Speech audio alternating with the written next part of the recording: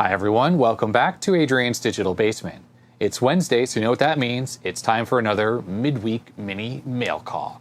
I think I'm up to number 13, which is a bit surprising. It feels like I just started this video series. I wanted to remind everyone before I get started that I put links to the different sections of these longer mail call videos. So if you're bored with one section, you can look in the description and jump right to the next section or go specifically to a section that you're interested in. All right, let's get started.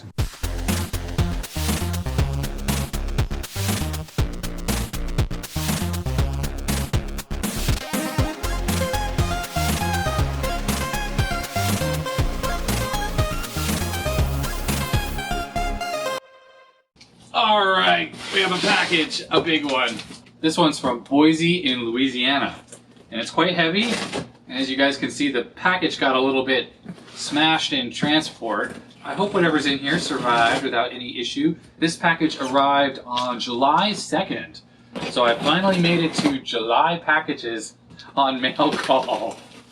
All right, let's take a look. I have a feeling this is gonna be messy. So we have here is a very smashed Commodore 64. Now, unfortunately, the top really didn't do so well, but looking inside and looking at the bottom, there's a lot of confetti, packing material. The bottom is okay. No problems whatsoever, and yep, that is one of the original 5-pin motherboards in there. But it's really unfortunate that that this didn't survive. In fact, not only is the case broken, but the keyboard is also broken. So yeah. Anyhow, that's one sad Commodore 64. Okay, so in the box we have more stuff. There's another 64 in here. It's so full of confetti. That is so hilarious. So this 64 is in pretty rough shape as well, although I don't think anything is broken, except for probably the clips. Oh, they're not even broken at all. I don't think this had screws in it, so it just sort of bounced around during transportation. But yeah, this top cover is not broken at all. And fascinating to me is it has a gold 64 badge. If anything, this top cover with the gold 64 probably goes with this bottom. Let's put these together and just see if the color of the plastic matches. I'd say that this top cover is probably the original match for this bottoms. So this board here is not attached. I don't think it was ever screwed in because the standoffs aren't broken. But we got a board with packing peanuts on the bottom. But as you can see here, this is just a normal 250-407 motherboard. So this bottom case is good. It's got a button. Someone must have added a reset button at some point. Okay, there's some very random stuff. A lot of shredded stuff, but here's a leaf. So I don't know if that came in because the box was open because it had kind of gotten crushed. We have another 64. This one is in really rough condition. This computer weighs a lot. It's really heavy for whatever reason. I hear stuff floating around inside. It could be just the paper. It could be the packing materials because see a bunch of it's falling out. It's the raining packing material. Anyhow, the case is oxidized, not cracked, other than of course this repair work that's been done here at some point in the past, quite a long time ago. Judging by the look of this, I'm going to say this is another 250-407 motherboard in here. There's a lot of confetti in here. So this is what's made its way inside of all of those computers. But it's just paper, so it'll clean out. It's no big deal. One thing I'm not finding digging around in here is I'm not finding any of the pieces of that broken case. That would imply that case was broken like that already. And now that I think about it, I think I got an email from Boise and he said that he had these and they were in rough shape, so he was going to send them to me as maybe like a repair-a-thon. So that machine, it didn't get broken in shipping. It was already like that.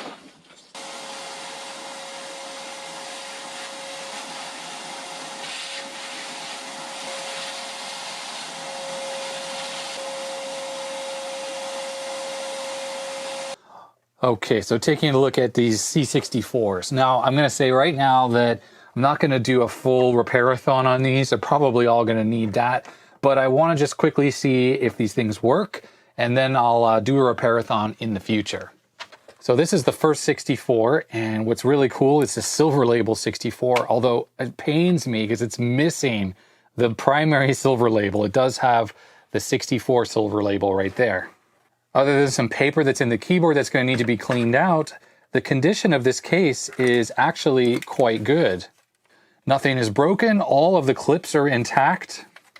It amuses me that there's some kind of foam holding the LED in. That might have been common on the silver labels. If anyone knows, please let me know. It has the gray function keys instead of the orange ones, which I don't know. That doesn't really mean a whole lot, but I think the very earliest silver labels, these were orange, and the later ones were this gray color. Inside, the motherboard is a definite silver label. It doesn't appear to be molested in any way. The date codes on the chips seem to be 82 29th week or thereabouts, and it's not the gold color RAM chips.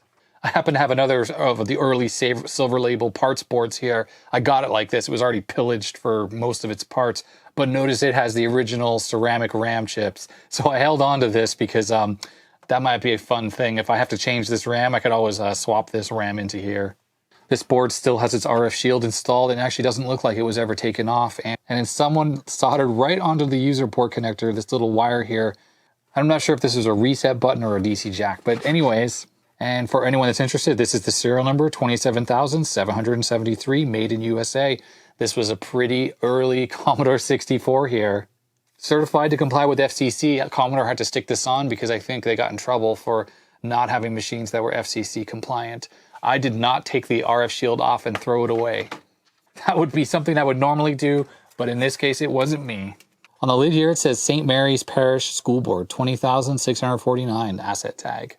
So this is the PLA chip here, and it had a sticker over it, and I peeled that off. And the reason why is because I was curious. And this is actually an 82S100. This is not made by Commodore, and almost certainly this chip is good.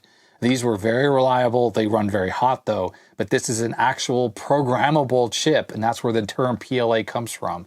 Someone actually took this, when it was blank, and then programmed it with the appropriate code for a Commodore 64 PLA. All right, enough talking. Let's plug this in. I want to see if this computer works. If it works or doesn't work, I'm just going to write on the shield here to say what the status is, and then I'll get to fixing it later. Okay, everything's good to go. We have the retro tink. Let's turn this on. Oh, look at that. We have a working Commodore 64. Might as well boot up and run the diagnostics. We can see if the SID is actually working. Okay, I am seeing a little bit of weird static going on. That would imply that probably the color RAM, SRAM chip is bad right here. Oh, actually, it's now okay.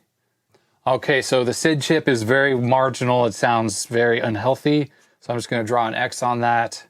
It even says bad SID right here. We can ignore the other bads. That's because the harness is not connected.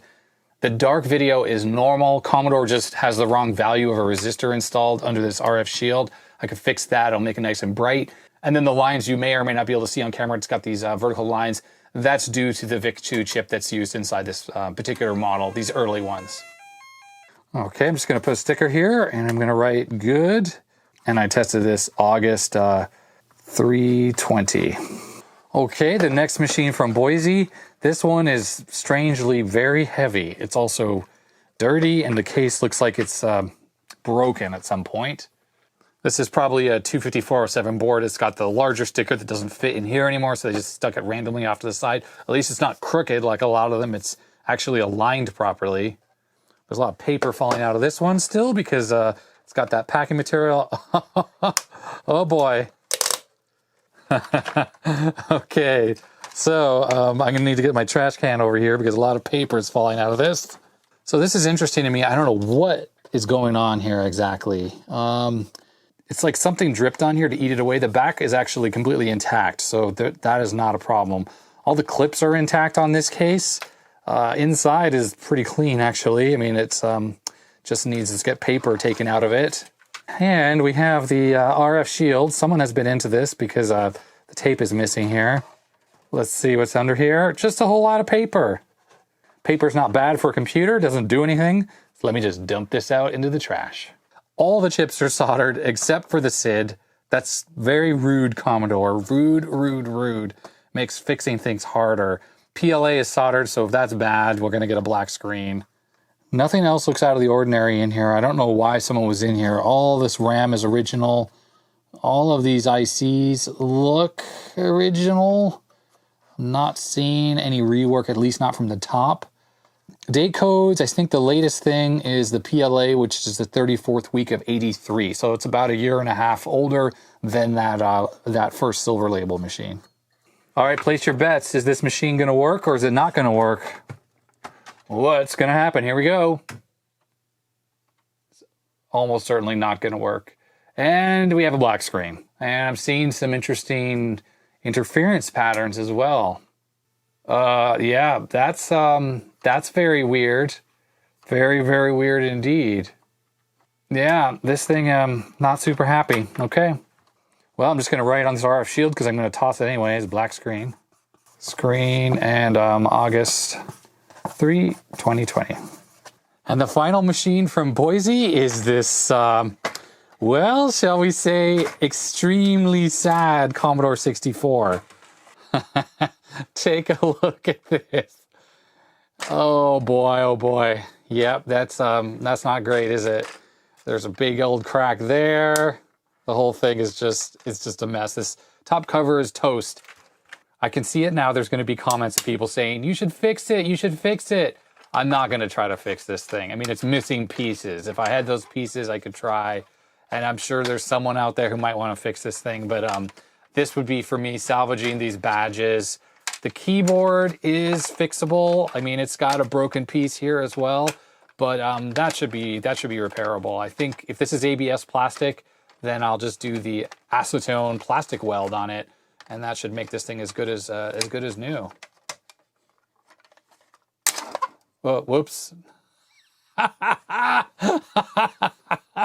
Oh dear, that was unintentional. The keyboard's just broken right along here, so I should be able to put this keyboard back together, which is good. Oh, look! I just noticed the keyboard's also snapped right here. Look at this! Look at this! It's like it's had its bottom teeth bashed out or something. And I just put the case on the floor and another piece broke off. Oh, poor, poor 64. Okay, but looking at the motherboard on the other hand, very interesting stuff going on here. First of all of the RAM is in sockets.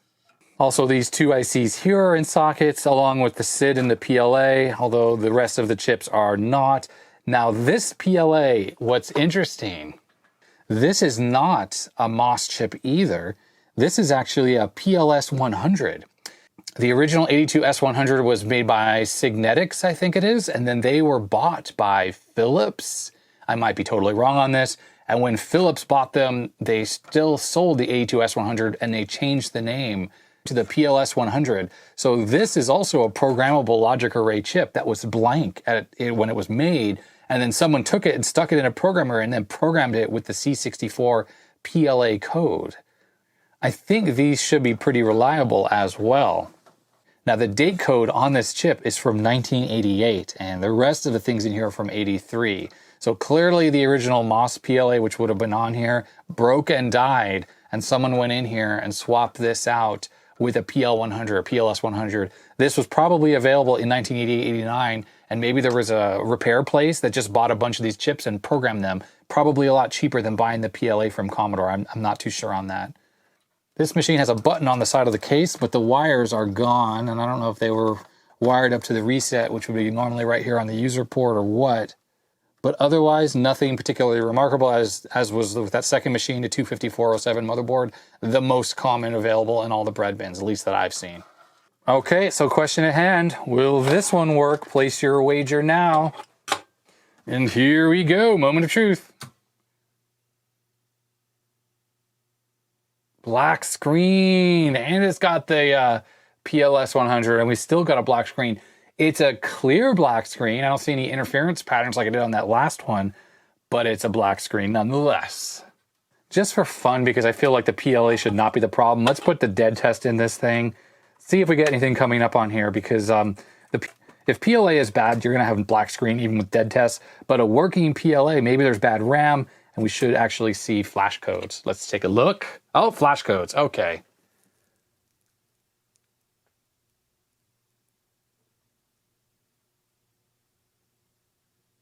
This is not a flash code that is correct. It's basically continually flashing, which I feel like the machine is just resetting endlessly. I just hit the reset button on the dead test there. Now we're getting nothing. Okay, here we go. Maybe we're getting something more realistic now.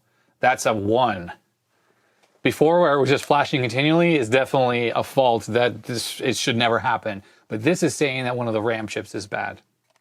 Let me just attempt a quick repair. It says it's the U12 chip, and actually I just tapped on it and the screen just changed to gray. So I'm going to whip that chip out of the socket there, just swap it out. We'll just quickly see if this fixes it.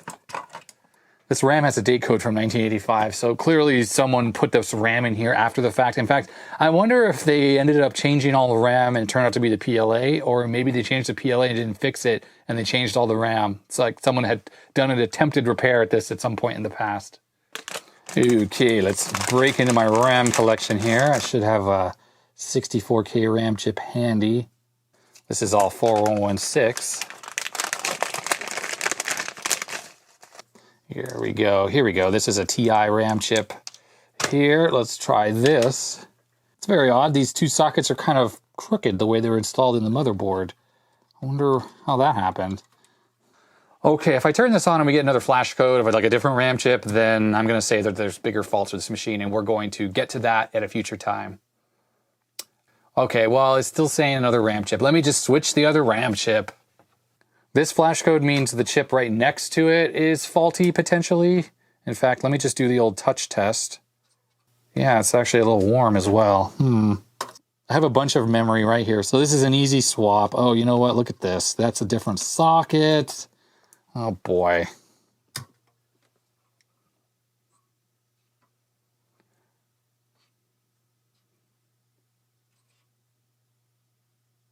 Oh, look at that. It worked. Pretty good picture. I don't see any jail bars, actually. It just needs my RF modulator mod to sharpen it up because it's blurry as all heck. But that's pretty cool. I'll just let this run through and then I'll unplug. Whoops. Look at that. Okay, actually, I turned the computer off and on, and I had bumped this cartridge, and it caused that garbage. But I just turned the computer off and on, and there you go. Now it's working. So that was a simple fix, wasn't it? Let me just bang the computer around a little bit, see if it stops working. No, it's still working. Yeah, I think the cartridge slot's probably dirty, and this is a low-quality PCB. It's not even gold, so it probably has bad contacts. But hey, it's working. It had 2 bad RAM chips. That was a quick and easy fix due to someone else's work originally changing these out. So everyone knows what that means. The good old dead parts bin. Look at that TI microprocessor, a giant chip that's sitting on the top there. So this RAM chip gets the old X on it. Whoops, I just dropped this one in here, and so does this one. Big old X. Goodbye, bad chips. Look at all that stuff. Look at all this stuff in here. Look at all these repairs I've been doing. This is some craziness. I'm gonna have to expand my dead parts bin soon because this is getting a little bit out of hand, isn't it? So how great is that? Another working 64. Well, one that needed a minor repair. So this is gonna get a label that just says good, and I'll do further diagnostics later to make sure that, you know, diagnostic harness, it passes the tests, all that stuff. Bad RAM, August 2020, and I wrote fixed because it's fixed. What's not so fixed is this top cover. That's not fixed. But comment in the comment section below if you want to see me try to glue this thing back together. You know, maybe that would make an interesting video. I don't know. Let me know what you think. So thanks very much, Boise, for sending me in these 364s. It's awesome that just one of them worked. One needed 2 RAM chips. That was a quick fix. And the other one is an unknown problem that I'll get to in a future video. So awesome. Thanks again. All right. We have a package from, I think, Timo in Finland. Hi to all my Finnish viewers. I haven't yet been to Finland, and I would love to go. Let's see what we have here all the way from Finland. We have a letter and a little package here. And it's a little PCB that has a couple pin headers and a DB9 on it. What exactly is this? It says C128 RGBI to SCART/VGA. And all it has is passives.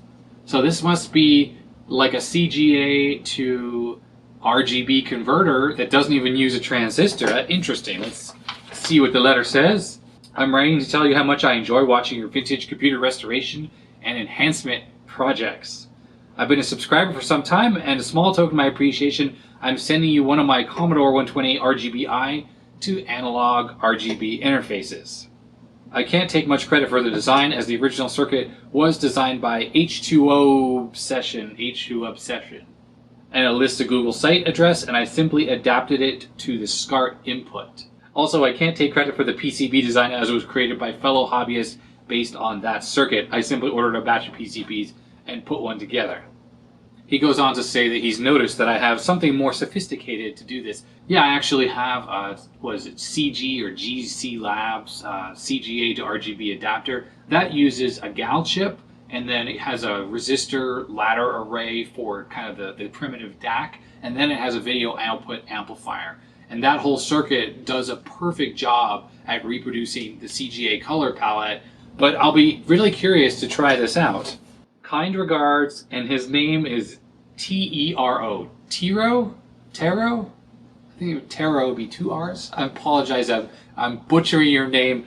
If you have a name that's not super easy to pronounce in English, if you could put a little bit of a phonetic spelling, it would really help. But yeah, thank you very much for saying that in. Let's take a look at this on the bench. So here's a close-up of the adapter that Tero sent. And as you see here, there is a DB9 there. That's what connects to your device outputting CGA. So the C128 in the case of the intended purpose of this, but any CGA device would actually work. And then there's a simple set of diodes and resistors here to combine the various signals. So CGA digital TTL RGB is exactly that, it's TTL, which means 5 volts. And the SCART output, which are these pins on this side, which doesn't look like a normal SCART connector, but you obviously have to connect it to a normal one if that's what you're going to be using it with. This uses a typical analog RGB signal, which I think is 0 to 0.7 volts peak to peak, or maybe 0 to 1 volt peak to peak. And also it uses a composite sync signal as opposed to horizontal and vertical sync that's coming out of the digital TTL RGB. So these resistors should be creating voltage dividers to bring down the RGB levels from here down to the analog levels that this needs, also combining the two sync signals together to create a kind of a composite sync. It's not going to be completely standards, but it should generally work. And then it has to take the intensity signal that's going into this DB9 and brightening up the RGB signals here to create a more intense version of the color.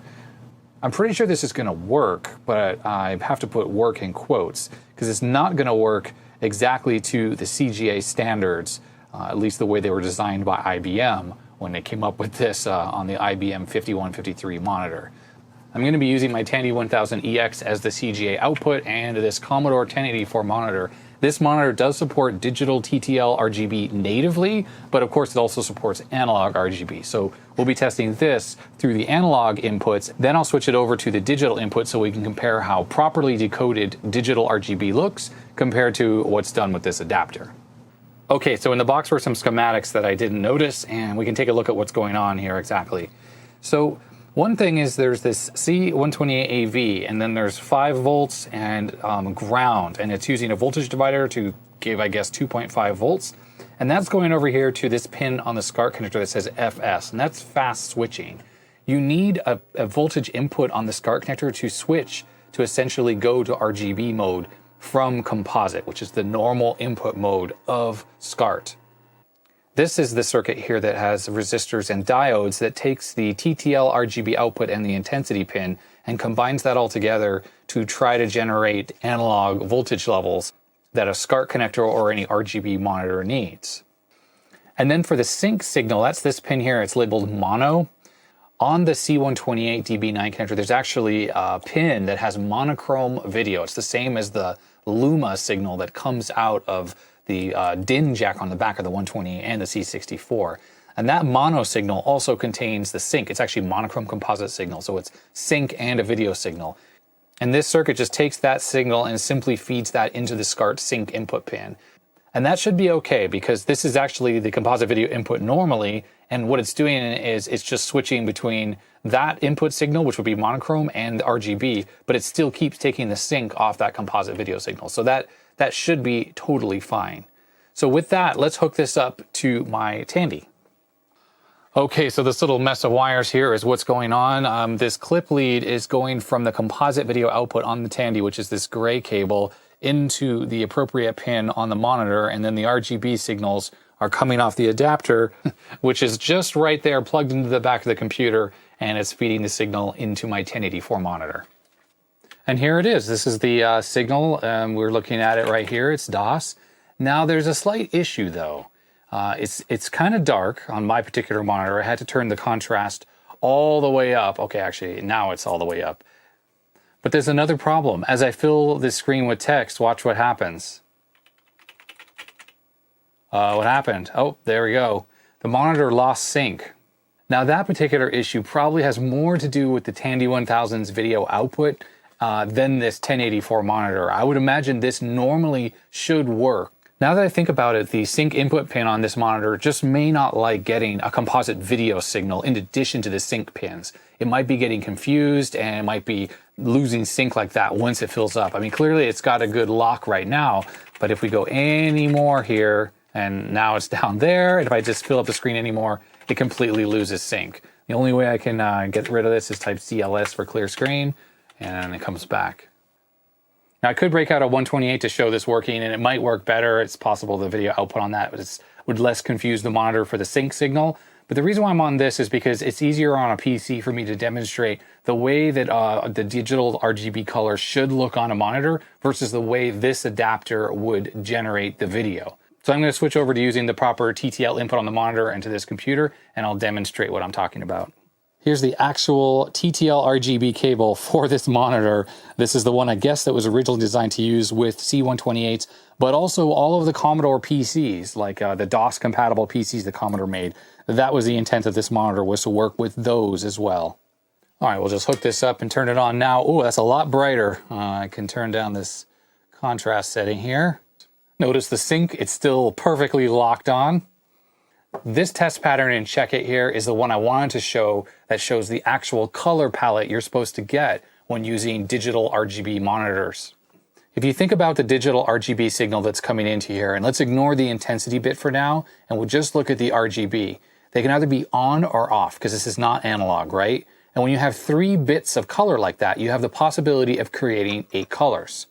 You have black, blue, green, cyan, red, magenta, yellow, and white. IBM added an intensity bit that allows 2 different intensities of all of the colors. So that gives us all of these 16 colors right here. Black, blue, green, cyan, red, magenta, dark yellow, but it's actually brown, light gray, dark gray, light blue, light green, light cyan, light red, light magenta, yellow, and white. Now, notice I kept calling this yellow or dark yellow, right? Where it clearly says brown all the way across, and here's a brown stripe as well. This is one of the things that IBM did. So instead of taking this yellow color, which is the intensified yellow, and making it just simply a dark yellow, there's a little bit of extra circuitry in the monitor to convert that dark yellow into a brown color. So it's the dark yellow with a little more red added into it. The black through light gray you see right here, except for the brown, are the low intensity versions of the colors.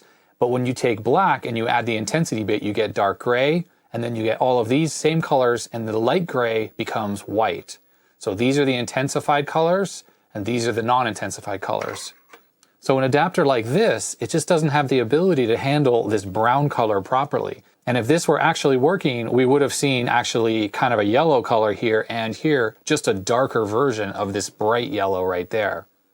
In addition, I'm not totally sure how the light gray and this dark gray would look on this adapter compared to the way they're supposed to look. The video signal we're seeing here is being converted from a digital RGB signal into an analog signal. It's kind of what this adapter is doing it. It's happening with a little circuit board inside this monitor. Commodore designed in the proper decoding into this so you'd get the brown and all of these colors would just look correct. So that is one of the negatives of using an adapter like this, is you just don't get that smart decoding.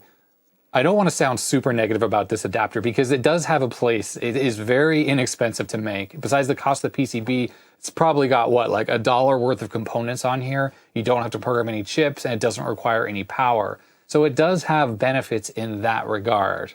And if you're looking for something that simply works and gives you a color signal of some type that should work at least on SCART devices and maybe on your monitors, then you should definitely take a look at this project. But there are other devices out there that cost more like $50. It's kind of expensive, but would convert properly from the CGA to the analog signal that would display properly on this monitor or any SCART monitor for that matter. So thank you very much, Tara, for sending this in. I was pretty curious to see if one of these would work properly, and I couldn't even get it working on my monitor here. And I'd say the 1084 is one of the most compatible monitors around, so that doesn't bode well for these. But thank you anyways, I really appreciate it. All right, we have a package here. This is DHL, so definitely international. It's from the Netherlands, and it looks like it came from Bernardo. So hi to all my Dutch viewers. I normally do a lot of traveling, and I have been stuck at home because of this whole human malware thing, and it really is bumming me out. Incidentally, I got this package on June 29th. Ooh, it's a package within a package. So a letter, and something small in here. I see some components in here, so let's check out the letter. Hi, Adrian. Here is the promised 6502A to W65C02S converter kit. I'm sending you 2 versions of the board so you can choose the one that fits the computer you're working on. One is left hanging, suitable for the VIC-20, while the other is more compact and probably suitable for the Apple II and BBC Micro. I haven't tested in either yet. At the time of writing this, I've only tested the converter in the short board version of the VIC-20, so no guarantees that it will fit or work. That's right, so this comes from Bernardo at the Byte Attic, and he's been chatting with me on Twitter, and I've seen some awesome posts of something that he came up with here. So what this board allows you to do is use a modern 6502 on an old machine that requires an original 6502. That would be like the VIC-20 or the original Apple IIs. And while both are 40 pins, I don't think they are interchangeable. So this little kit he came up with, which he included the processor there, and there are 2 different PCBs. This does a little bit of conversion that's necessary to use one of these modern, still manufactured 6502s on one of these old computers. And I have to apologize, earlier, Bernardo, I called you Bernardo with an M because on this shipping label here from DHL, it says Bernardo with an M, but clearly your name is Bernardo. Let's take a look at this on the bench. All right, so here is Bernardo's 6502 adapter, allowing you to use a new, modern, still manufactured 6502 on an old machine that uses one of the original ones. Original machines include like the Apple II Plus, the Franklin Ace 1000, BBC Micro, Commodore PET, the 1541 disk drives, the list goes on. These were used all over the place. Now, this does not allow you to use a 6502 in, say, a Commodore 64. You can't do that. That needs a 6510. This does not allow you to use this type of processor in a Commodore Plus 4 or C16 either, or a C128. All of those need a different version than this. But what this will do is it should allow me to use this modern chip, and he sent one along, in one of those old computers. So I'm gonna open this up, and then we're gonna do a quick build, and then test it out. This tape. This is like capped on or cooped on, like clone tape or something. It's very sticky, so maybe this is the real thing. So I gotta say my my cooped on or Caxon, or whatever that fake tape is that I have, is so not sticky. I stick it on things and like immediately it just falls off. Cooped on or Caxon, cooped on or Caxon. I can't remember what it's it said on it. But it's so fake. Anyways, okay. Okay, I finally got this stuff unwrapped, so let me pop this processor out of here. So what we have here is a W65C02. It's made by WDC Western Design Center, and this is still manufactured. Now, I'm not sure if there's a date code on here. I think the date code on here is the 47th week of 2019. So yeah, pretty current processor, right? The W65C02 is not compatible with just plugging into, say, a VIC-20. You can't do that.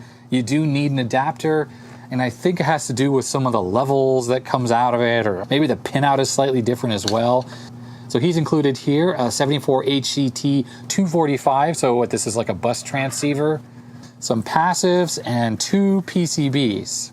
So one of these PCBs is left hanging. I'll orient these the same way. So one of these, you install the pins here and here, and then the processor sits right on top. I guess solder the chip straight on. And then the other one, the pins go here and here, and then the processor hangs off to the left. So he's designed two different PCBs just to help out depending on what kind of room you have in this device that you are putting together. I think otherwise these are electrically the same. So I'm going to be doing my testing on a VIC-20, and here is the processor right here. This is one of the earlier VIC-20 boards. As you can see, I know there was a cost-reduced one that was smaller, didn't have all this heat sinking here. Let's see which one of these will actually work. So the left-hanging one here will not work because the pins would go there, and it will interfere with the heatsink here. So that one's no good. For this machine, I have to add. But this one, on the other hand, so the notch is lined up, the pins would go there, the socket, the CPU would be slightly shifted over. That, on the other hand, will totally work fine. So this is the PCB I'm gonna build right now. Bernardo, I have one little piece of feedback as I was just about to start to build this.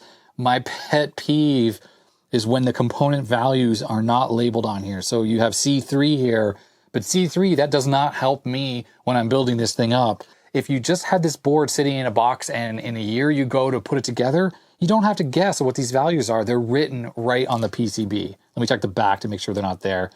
I'd feel stupid if I looked at the back and they were written there, but they're not. So yeah, so that's my feedback. Otherwise, these look pretty nice. So that was a pretty quick build. Nothing particularly complicated. I did install sockets, of course, for these two ICs. I'm going to use the pin former straightener here, see if I can get those pin ICs a little more in the right shape. Oh, look at that. It does exactly what I needed it to do. This is a new IC, so it was splayed out. After squeezing the chip in this thing, it goes right into that socket with no issue. Let's do that with the CPU. The legs are also splayed out because this is a brand new part, never been used. So we'll put it there and squeeze.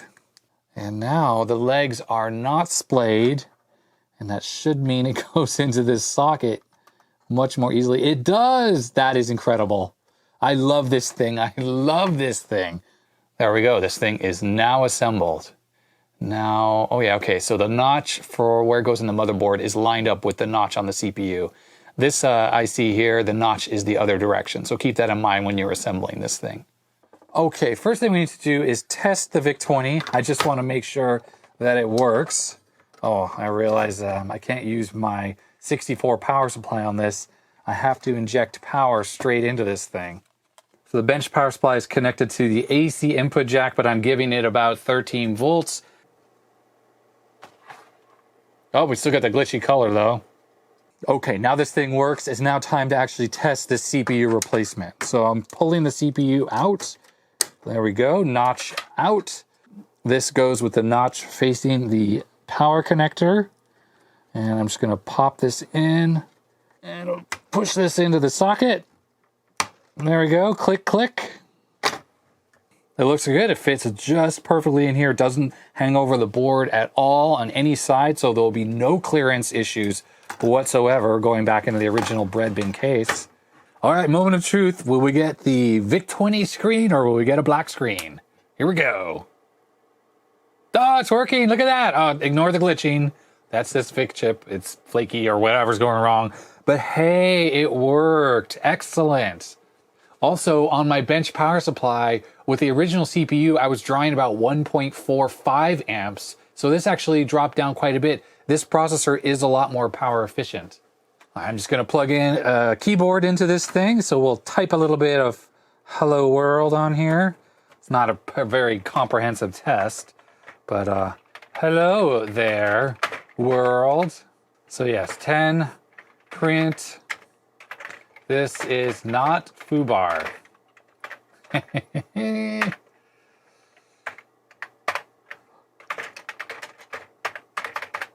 This is not foobar. There we go. So this is a very cool little project here. It's very easy to build, and it means a lifetime supply of 6502 processors. Not that these old ones are particularly hard to get, but you know, it's still not something that's made anymore, so it may eventually become hard to get. These ones, on the other hand, are extremely plentiful, still manufactured, and very, very cheap. Bernardo didn't say in his letter if this is an open source project or where you can get this, but hopefully it's open source hardware. I'll put a link in the description to any information I can get. So when you see this video, go check there and you can hopefully make your own PCBs. If not, I'll put Bernardo's contact information. You can definitely find him on Twitter, and that will be in the description as well. So thanks, Bernardo, for sending this in. I really appreciate it. Okay, so here is a package. It's got some loose parts inside. This comes from the UK. I got this package on June 29th. So it's been a little while, but that's how it goes with mail call. Sometimes I get really far behind, so I'm trying to catch up. Okay, so I see one of these replica C64 motherboards. All right, so we have a 250-466 replica board. This is actually my favorite design of the C64. I don't know why, but this seems to be found in the very early 64C machines. The ones that have the better keyboard where the PET key is written on the front of the keys, well, I think is better.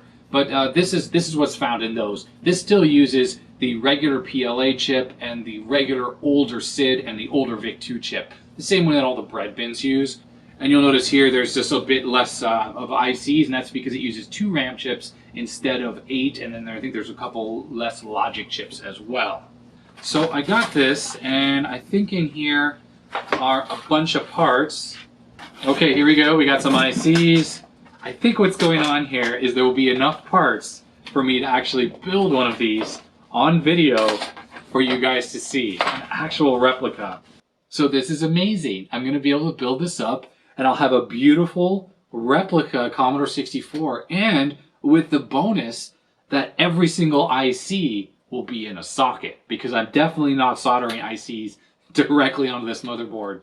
Everything will be socketed. So everyone has seen these C64 replicas on my channel before. Well, if you regularly watch my video, I've had 2 of these sent in before, and Rob Taylor's work is so beautiful. I just love how these look. So I couldn't resist, and I actually put these up in my man cave as art on the wall. And they're along with the Amiga 2000 PCB that I recently got as well. They just look stunning. But Rob Taylor, who created this, really wanted me to build one up. So he sent me this, which is another one, like I already have one just like this, but he also sent me all of the parts for it. So I can't really refuse, right?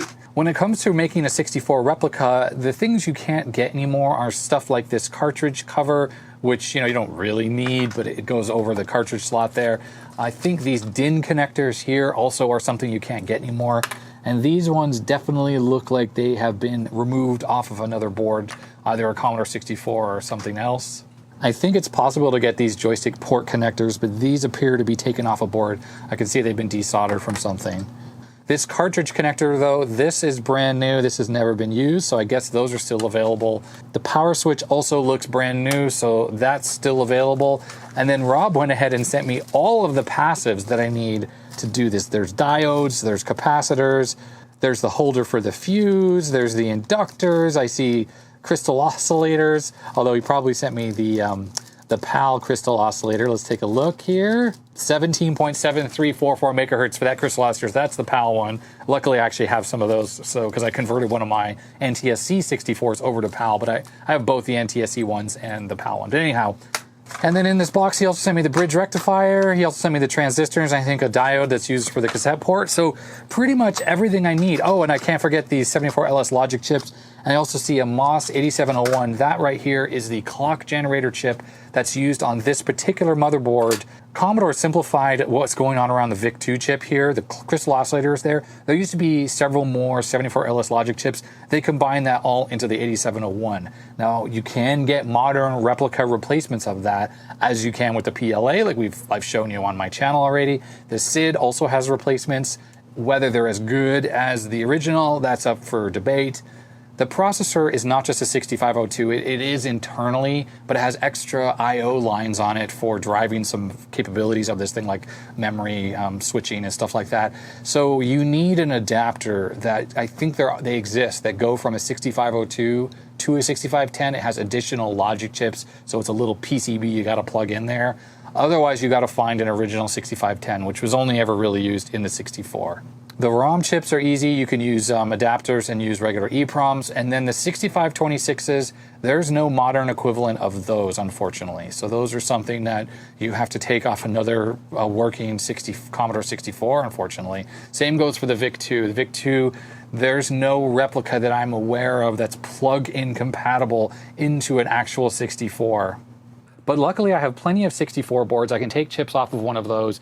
I'd like to build this up, and I'm going to build this up. Now, I'm not sure I'm going to build this up on video, only because there are some really, really good build videos of this already. In fact, there's one guy who's doing it. I think he's already up to part 3. I'll link to his video in the description below. But I watched his series. His videos are really great. He's very methodical about how he goes about it. He's buying as many new parts as he can. And it's a great build series. His videos are really good. They're really well made. And his channel just doesn't have a lot of views. So I recommend everyone check it out and check out his build series of one of these replica boards. He's building up a different version than this. But I think I'm going to start building this up in my spare time. And I'll probably just give you guys updates on how it's going on future videos. I'll just mention it quickly, maybe show off any little trouble I'm running into or things like that. So a huge thank you to Rob Taylor for sending me in one of these. If you want to buy one of these yourself, check out the link in the description. I'll put a link to his store where you can buy all of these amazing replica boards. They are so beautiful. They're so well made.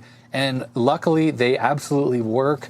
And if you just have a broken PCB, for instance, and have some spare parts you want to throw onto a new one, well, why don't you build up something that will look beautiful and last a really long time? Well, that's going to be it for this video. Thank you everyone who sent in packages for this mail call video. And if you've sent stuff in and you haven't seen me open it yet, don't worry, I'll get to it.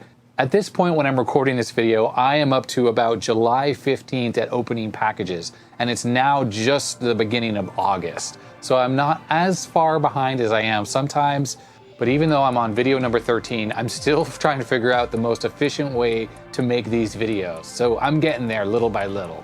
But anyway, thanks again for everyone who sent stuff in. And if you liked this video, I'd appreciate a thumbs up. But if you didn't, you can hit that thumbs down button, subscribe for more videos, hit that bell icon if you want to be notified when I upload new videos. And of course, put your comments and your suggestions in the comment section below.